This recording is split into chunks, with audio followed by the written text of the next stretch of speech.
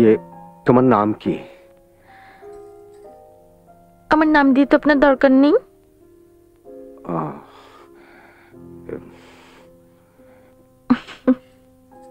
ইয়ে, আমি আগে কখনো এইভাবে কারো সঙ্গে আসিনি। আমি একজন ফ্যামিলি ম্যান। আমার তেমন কোনো নেশা নেই।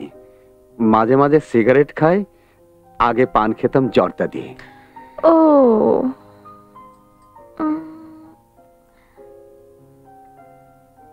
এইসব কথা আমাকে বলছেন কেন?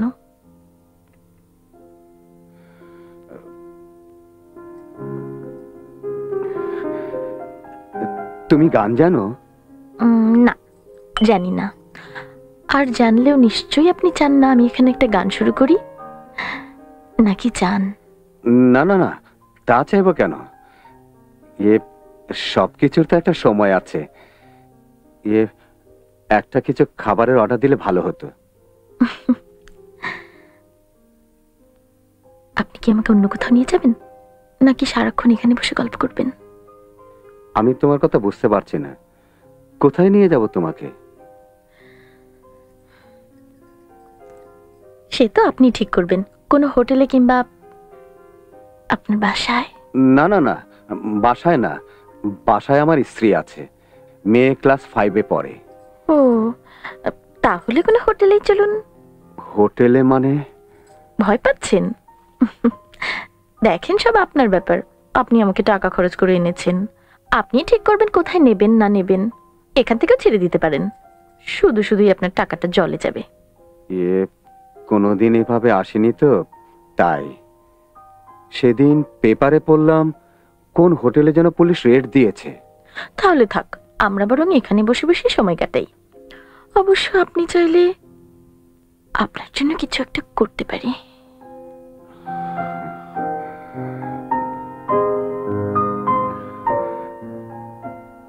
আচ্ছা, তুমি তো হোটেলে টোটেলে গেছো, কোনো সমস্যা টমস্যা হবে না তো? হতেও পারে, নাও হতে পারে, কোনো গ্যারান্টি নেই। ইয়ে, তোমার কখনো এমন সমস্যা হয়েছে? না। ও আচ্ছা, এমনও তো হতে পারে যেমন কোনো হোটেলের পুলিশের সাথে ভালো সম্পর্ক আছে, তেমন কোনো হোটেলে তোমার জানাশোনা? না না, হোটেলের সাথে আমার কোনো কারবার টারবার নেই। ও,